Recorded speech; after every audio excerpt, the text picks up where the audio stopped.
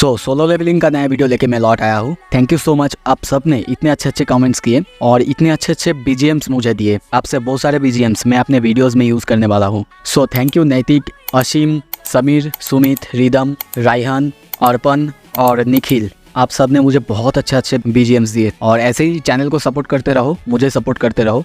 चलिए अब वीडियो शुरू करते हैं। पिछले एपिसोड में जैसे कि हमने देखा था, जिन आखिरकार लास्ट फ्लोर यानी 100 फ्लोर में पहुंच चुका है। अब उसके सामने है बैरन द डिमन किंग। अब आगे जिन उस डिमन को देख के कहता है, इसके पास तो रिमार्केबल फोर्स है, क्या सच में मैं इसके जैसे एक मॉन्स्टर को हरा पाऊंगा? एसिल को देखते हैं, वो भी उसको देख के बहुत ज़्यादा डर चुकी है और सोचने लगती है, इसके आसपास होने से मुझे बहुत ज़्यादा घबराहट हो रही है। ये पहली बार है जब मैं इसे देख रही हूँ। बैरन द डिमन किंग। जिन उसकी तरफ देखते हुए सोचने लगता है, इस बंदे के पास इतना ज़्यादा पावर है, एसिल भी उसे महसूस कर सकती है। और सिर्फ इतना ही नहीं, उसके साथ जो बीस्ट है वो उड़ सकता है। यही मुझे सबसे ज़्यादा एनोइंग लग रहा है। क्या नाम है? काइसलिन। पर ये क्या? ये तो कोई डिमन नहीं लग रहा है। तो फिर ये क्या है? क्या एक तरह का क्रीचर है? रुको, अगर सच में ये कोई डिमन नहीं है, क्या इसका मतलब मैं इसे एक्सट्रैक्ट कर सकता हूँ? तभी देखते हैं बैरन को, वो अपने हेल्स आर्मी को बुलाता है और उसके बुलाते ही वहाँ पे बहुत सारे गेट्स अपेयर होते हैं और एक के बाद एक उसके सारे आर्मी उन गेट्स में से अपेयर होने लगते हैं। और सिर्फ इतना ही नहीं, वो अपने बहुत खतरनाक जनरल्स को भी बुलाने लगता है। उन सबको देख के एसिल की हालत भी ख़राब है। जिन सोचने लगता है, यहाँ पे नाइट्स और जनरल एटलीस्ट ए रैंक के होंगे और मैं इन्हें देख के बता सकता हूँ यहाँ पे करीब 1000 या फिर उससे ऊपर तो होगा ही। इसका मतलब अब ऑफिशियली ये बैटल शुरू हो चुका है। और तभी देखते हैं एक के बाद एक सारे के सारे मॉन्स्टर उन पर हमला करने के लिए आगे बढ़ते हैं। उन सबको अपनी तरफ आते हुए देख के एसिल चिल्लाने लगती है, जिनको सर। मॉन्स्टर्स आगे बढ़ रहे हैं पर जिन कुछ भी नहीं कर रहा है, बस चुपचाप वहीं पे खड़ा हुआ है। और तभी कहता है, अभी नहीं। और तभी देखते हैं वो कहता है, अभी मोनार्क्स डोमेन। और वो अपना मोनार्क्स डोमेन ऑन करता है और कहता है, आ जाओ। और इसी के साथ हम देखते हैं उसके मोनार्क्स डोमेन के अंदर सारे के सारे जितने भी सारे मॉन्स्टर थे, उनको एक एक करके सारे शैडोज बाहर आके मारने लगते हैं। ये लड़ाई इतना ज़्यादा खतरनाक होता है कि एसिल ये देख के कहता है, वाह। एक एक करके सारे मॉन्स्टर को हम देखते हैं, जिनके सारे के सारे शैडोज एक एक करके सारे मॉन्स्टर को ख़त्म कर रहे हैं। तभी टास्क को देखते हैं। टास्क अपना हैमर ब्लेजिंग फायर का यूज़ करता है और उसके हाथ में, अगर आपको याद है तो उसके हाथ में ऑर्ब ऑफ अवराइज है, जिसके मदद से उसका पावर बहुत ज़्यादा बढ़ जाता है। वहाँ पे चारों तरफ आग की बरसात कर देता है वो अपने पावर की मदद से। एसी भी चौंकती है और कहती है, वाह, मैंने उन्हें लड़ते हुए देखा है, अब तक ऐसा कभी नहीं हुआ। इस तरह के बैटल में मैंने उन्हें ज्वाइन करते हुए देखा। वहाँ पे है baron the demon king, the supreme ruler of this place, और जिनवू जो कि है इन्वेडर। फिर मैं क्या करूँ? मैं किसके साथ दूँ? और तभी बैरन को देखते हैं, अपना मुंह खोलता है, उसके मुंह से हम इलेक्ट्रिक शॉक बाहर आते हुए देखते हैं। थॉर की तरह बिल्कुल वो नीचे सब की तरफ इलेक्ट्रिक शॉक फेंकने लगता है और उसकी वजह से एक एक शैडो को देखते हैं, उन सब की हालत ख़राब होने लगता है। जिन अपना इम्यूनिटी एक्टिवेट करता है, जिसकी वजह से वो और एसिल दोनों सेफ होते हैं।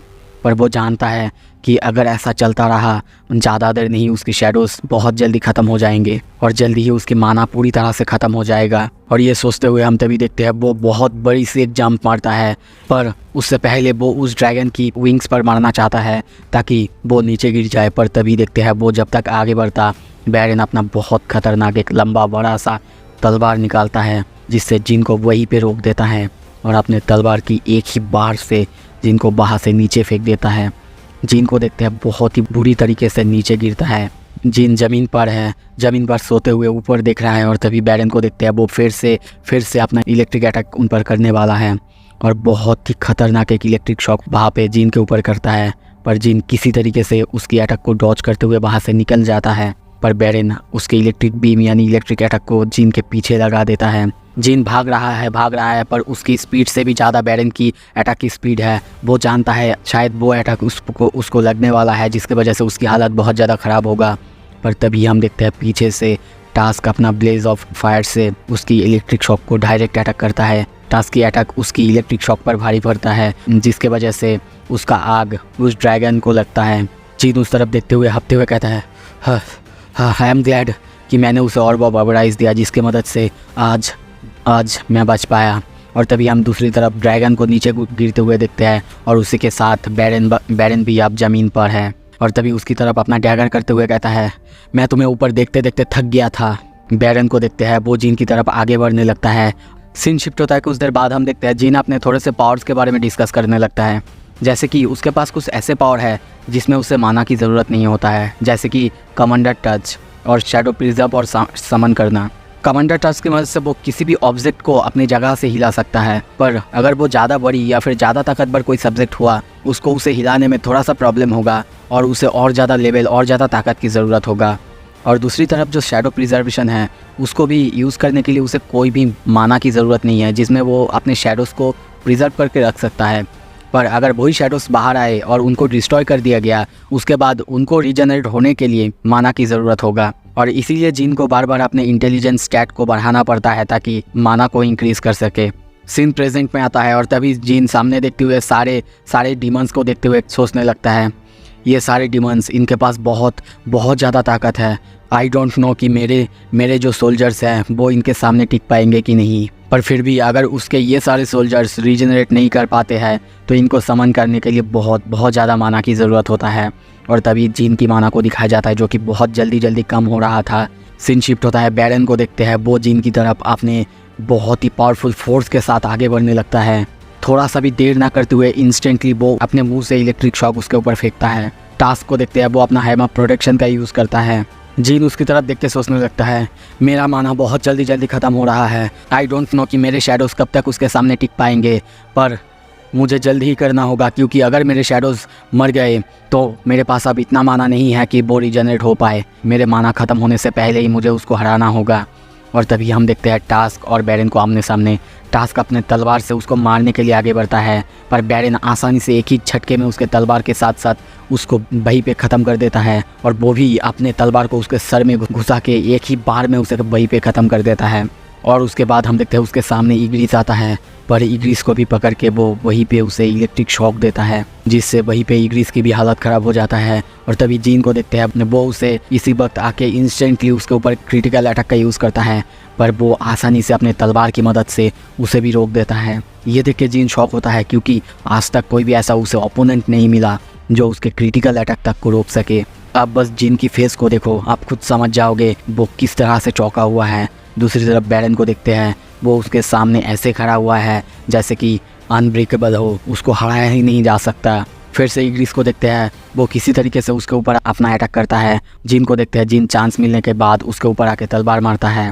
दूसरी तरफ हम देखते हैं इग्रिस अपना तलवार उसके हाथ में घुसा देता है। बैरन को थोड़ा सा चोट लगता है और इसी के साथ हम देखते हैं गुस्से में बैरन वहाँ पे रोर करने लगता है, चीखने लगता है, जिससे उसके आसपास बहुत ज़ोर से बहुत ज़्यादा खतरनाक इलेक्ट्रिक वेव्स निकलने लगता है, जिससे उसके आसपास जितने भी शैडोज़ थे वो ख़त्म होने लगता है। जीन को देखते हैं, उसकी हालत ख़राब है, उसकी जो रोप था वो पूरी तरह से ख़त्म हो चुका है। वो उसके पावर, उसके वेव की वजह से पीछे खिसक जा रहा है। तभी बैरन को देखते हैं, वो अपने हाथ में बहुत ही खतरनाक 2 तलवार अपेयर कराता है। इंस्टेंटली वो जीन पर जाके हमला करता है। दोनों को एक ही साथ लड़ते हुए देखते हैं। जीन उसकी अटैक्स को रोक नहीं पा रहा है। बैरन को देखते हैं, वो बस स्माइल करे जा रहा है जैसे कि ये सब उसके लिए कुछ भी नहीं है। जीन को फिर से देखते हैं, वो किसी तरीके से उसके अटैक को रोकता है और फिर से अपने क्रिटिकल अटैक को एक्टिवेट करता है। दोनों एक दूसरे को बार बार अटैक करे जा रहा है, डॉज करे जा रहा है, पर हम देखते हैं बैरन जीन पर भारी पड़ रहा है। और ऐसे ही अटैक करते करते एक बार बैरन अपना मुंह खोलता है, जीन पर इलेक्ट्रिकल वेव मारने के लिए तैयार होता है, जो देख के जीन पूरी तरह से चौंकता है और कहता है, क्या वो इतने दूर से भी ऐसे कर सकता है? और तभी देखते हैं वो अपना खतरनाक इलेक्ट्रिकल वेव जीन पर करता है। जीन किसी तरीके से अपने डैगर की मदद से रोक तो देता है, पर उसकी हालत वहाँ पे बहुत ज़्यादा ख़राब होता है, वो और उसे रोक नहीं पाता। और तभी देखते हैं वो इलेक्ट्रिकल वेव जीन को आके लगता है, जिसकी वजह से वो नीचे गिरता है। उसकी जो तलवार, उसके हाथ में जो तलवार था वो हवा में ऊपर की तरफ चला जाता है। ये देख के जीन भी चौंकता है और कहता है, नहीं मेरे ब्लेड्स। बैरन को देखते हैं, वो उसके ऊपर हमला करने के लिए आगे बढ़ता है, स्लैश करने ही वाला था। तभी देखते हैं जीन उसकी दोनों हाथ को पकड़ लेता है। वो उसके हाथ को रोक नहीं पा रहा था, वो जानता है उसके पास अनबिलीवेबल स्ट्रेंथ है। और तभी बैरन फिर से अपना इलेक्ट्रिकल वेव उस पर मारने वाला था। ये देख के जीन जानता है अगर इस बार उसको ये अटैक लग गया तो वो कुछ भी नहीं कर पाएगा, यहीं पे उसकी हालत ख़त्म हो जाएगा, उसकी हालत टाइट हो जाएगा। और तभी पीछे से हम देखते हैं एसिल, वो अपने हथियार को उस तरफ फेंकती है, जिससे बैरन थोड़ा सा डिस्ट्रैक्ट होता है। उसी वक्त जीन कहता है, अभी है मेरा चांस, मैंने अपना इंटेलिजेंस स्टैट को बहुत ज़्यादा बढ़ा दिया है ताकि मैं अपने कमांडर टच को यूज़ कर सकूं। और तभी देखते हैं वो अपना कमांडर टच यूज़ करता है और बैरन के हाथ को उसकी बॉडी से उखाड़ देता है। ये देख के बैरन समझ नहीं पाता कि यहाँ पे अभी क्या हुआ। और तभी जिन कहता है अब बहुत हुआ, और बहुत ही ज़ोर से एक पंच बैरन के मुंह पे मारता है, जिससे देखते हैं वहीं पे बैरन का सर उसके धड़ से अलग हो जाता है और बैरन वहीं पे ख़त्म हो जाता है। ऐसी भी ये देख के चौंक जाती है और कहती है जिनबू सर। जिन को हम नीचे गिरा हुआ देखते हैं और तभी नोटिस मिलता है तुमने बैरन को हरा दिया है और उसी के साथ उसका सोल तुमने ऑब्टेन कर लिया है। जिन नीचे गिरा हुआ है, एसील पीछे से उसको बार बार बुला रही है और तभी जिन कहता है जाओ और बोलो अपने बाबा से कि अब तुम्हारा रेडिस क्लैन नंबर 1 हो चुका है। और उसकी तरफ देखते हुए स्माइल करने लगता है, पर एसील को देखते वो कहती है जिनबू सर मेरे क्लैन का नाम है रेडिरू। सीन शिफ्ट होता है, अब धीरे धीरे चारों तरफ के आसमान क्लियर हो रहा है। सारे के सारे शैडोज़ को देखते हैं बैरन को हराने के बाद जो सारे इनाम मिले हैं वो सब कलेक्ट कर रहे हैं और एक एक करके जिन के सारे रिवॉर्ड को दिखाया जाता है, जैसे कि डिमन मोनाक्स रिंग, डिमन का लॉन्ग स्वॉर्ड, डिमन किंग का डैगर और बैरन का हॉर्न और उसी के साथ साथ उसकी प्यूरिफाइड ब्लड। इतने सारे रिवॉर्ड्स उसे मिले हैं। उसके हाथ में हम डिमन रिंग को देखते हैं जिसकी मदद से सेट इफेक्ट एक्टिवेट होता है और ऑल स्टार 10% बढ़ जाता है। और तभी देखते हैं वो अपने हाथ में प्यूरिफाइड ब्लड को पकड़ते हुए कहता है सब कुछ तो ठीक है पर मुझे जो चाहिए था वो यही है, प्यूरिफाइड ब्लड। और इसी के साथ वो 3 चीज़ों को जोड़ता है और हॉली वाटर बनाने के लिए तैयार होता है। और तभी उसके सामने नोटिस आता है क्या तुम हॉली वाटर बनाना चाहते हो? जिन कहता है यस। तभी हम देखते हैं वहाँ पे प्रोग्रेसिंग शुरू होता है और हॉली वाटर बनने वाला है। एक एक करके काउंटडाउन शुरू होता है और वहाँ पे नोटिस आता है हॉली वाटर तैयार होगा कि नहीं ये डिपेंड करता है उसकी क्राफ्टर का इंटेलिजेंस स्टैट पर। ये देख के जिन सोचने लगता है क्या ये सक्सेसफुल होगा कि नहीं, ये प्रोबेबिलिटी इसकी इंटेलिजेंट स्टैट पर होता है। अगर मुझे ये पहले से पता होता तो शायद मैं अपना इंटेलिजेंस स्टैट और ज़्यादा बढ़ा लेता। पर पीछे से एसील उसे कहता है नहीं सर, जो स्किल लेवल चाहिए वो आपके पास ज़रूर होगा, इसमें कोई प्रॉब्लम नहीं होगा। और तभी देखते हैं एक एक करके काउंटडाउन ख़त्म होता है। नोटिस आता है तुमको हॉली वाटर मिल चुका है। जिन एसील बहुत ज़्यादा खुश होते हैं। जिन उस हॉली वाटर को पकड़ते हुए सोचने लगता है ये आइटम मैंने बना तो ली पर क्या ये मेरी माँ को ठीक कर सकेगा? मैं अभी घर जाना चाहता हूँ, अभी वहाँ जाके ये देखना चाहता हूँ क्या ये सच में ठीक होगा कि नहीं। और तभी हम आयरन को देखते हैं, वो जिन के सामने उस ड्रैगन को लाता है। ये देख के जिन बहुत खुश होता है और कहता है what a pleasant surprise Iron, सच में मुझे बहुत अच्छा लगा। आयरन भी खुश होता है और जिन तभी देखते हैं उसको पकड़ते हुए कहता है राइज। एसील उस तरफ देख के बहुत ज़्यादा चौंकती है और इसी के साथ हम देखते हैं जिन के सामने वो ड्रैगन अब उसकी शैडो बन चुका है। जिन उसको शैडो में बनते हुए देख के सोचने लगता है मुझे सही लगा था, ये कोई डिमन नहीं है, ये एक तरह का क्रीचर है। तभी सिस्टम उसे नाम रखने के लिए कहता है पर उसे फिर से इस ड्रैगन का क्या नाम था याद नहीं है। एसील कहती है जिनबू सर आप सच में नाम याद रखने में बहुत बुरे हैं। जिन कहता है ठीक है मुझे तो तुम्हारा नाम याद नहीं है, चलो मैं आपसे तुम्हें काइसेल बोलूँगा। और ये सुन के वो ड्रैगन बहुत ज़्यादा खुश होता है। जिन इस जगह से घर जाना चाहता है पर पीछे से हम एसील को देखते हैं, वो उसको अपने क्लैन में बुलाती है और कहती है उसके फादर ने उसके लिए शायद खाने की बंदोबस्त की है। पर जिन को ये सब बिल्कुल सुनना नहीं है, वो बस घर जाना चाहता है। तभी देखते हैं वो अपने क्वेस्ट रिवॉर्ड की तरफ देखता है जिसमें टॉप टायर रूइन स्टोन था और वो उसे देख के सोचने लगता है एक रूइन स्टोन जो कि शैडो एक्सचेंज स्किल देगा, चलो तोड़ के देखते हैं। और तभी देखते हैं वो उसे तोड़ता है और उसी के साथ उसे शैडोज एक्सचेंज लेवल 1 स्किल मिलता है जिसकी मदद से वो अपने शैडोज़ के साथ अपना जगह बदल सकता है पर 3 घंटे में एक ही बार कर सकता है। ये स्किल मिलने के बाद वो बहुत ज़्यादा खुश होता है और कहने लगता है ये बहुत अच्छा है, सच में अब से तो मैं अपने शैडोज़ के साथ जगह बदल सकता हूँ। मैं सच में ये बोल सकता हूँ कि ये एक तरह का टेलीपोर्टेशन ही है। और तभी सबकी तरफ देखते हुए कहता है सब ने बहुत अच्छा काम किया और एसील मैं तुम्हारे साथ तुम्हारे घर नहीं जा सकता, तुम्हें अकेला ही घर जाना होगा। एसील कहती है फिर जो पापा ने खाने का इंतज़ाम किया है उसका क्या होगा? जिन अपने शैडो एक्सचेंज स्किल को एक्टिवेट करता है और जाते हुए उसको कहता है तुम्हारा क्लैन 80th फ्लोर पर है और ये मुझे बहुत दूर लग रहा है, चलो मैं निकलता हूँ। और इसी के साथ वो वहाँ से उसे गुड बाय कहते हुए निकल जाता है। एसील कहती है जिनबू सर। और इसी के साथ हम उसे असली दुनिया में ट्रांसपोर्ट होते हुए देखते हैं और नोटिस मिलता है तुमने डेंजन बॉस को हरा दिया है, अब वो डेंजन ओरिजिनल स्टेट में आ जाएगा। जिन को देखते हैं वो अपने ही नेबरहुड में टेलीपोर्ट हो चुका है। वो ये देख के सोचता है सच में ये काम किया, मैंने एक्चुअली अपने शैडोज़ के साथ जगह बदल ली है। पर अभी मेरे पास 2 घंटे 59 मिनट बचे हैं। मतलब सच में 3 घंटे में मैं एक ही बार इस स्किल का यूज़ कर सकता हूँ। और तभी वो फिर से काइसेल को बुलाता है और देखते हैं काइसेल के ऊपर चढ़ के वो उस शहर के ऊपर से अपने माँ के पास हॉस्पिटल में जाता है। सीन शिफ्ट होता है। दूसरी तरफ हम हंटर्स एसोसिएशन में देखते हैं, वू जिनचुन को देखते हैं। वो सबको एंड का नया वीडियो दिखाते हुए कहता है ये वीडियो हमें जापान ने भेजा है, ये एक तरह के सैटेलाइट से लिया गया है जो कि माना को डिटेक्ट कर सकता है। मिस्टर गो को देखते हैं, वो अब गोतोryuji की बात सोच रहा है। वो जानता है उसने शायद ठीक ही कहा है, एंट अपने जगह से बाहर आ सकते हैं, अपने टनल से बाहर आ सकता है। यहाँ तक कि वो बहुत जल्दी इवॉल्व कर रहे हैं, पर वो बहुत ज़्यादा वरीड है। जो एंट है वो अपने क्वीन को बचाने के लिए कुछ भी करेंगे। और वैसे भी ये कोई ऐसा वैसा डेंजर नहीं है, ये एक एस रैंक का डेंजर है। तभी वो वू जिनचुन को कहता है तुम्हें क्या लगता है जब उन सारे एंट्स को पता चल जाएगा कि उनके क्वीन को खतरा है तो वो क्या उन्हें बचाने के लिए कब तक रिटर्न जा पाएंगे? तभी वो जिनचुन कहता है हाँ सर जा तो पाएंगे, पर हम वहाँ पे सिग्नल जैमिंग कर देंगे।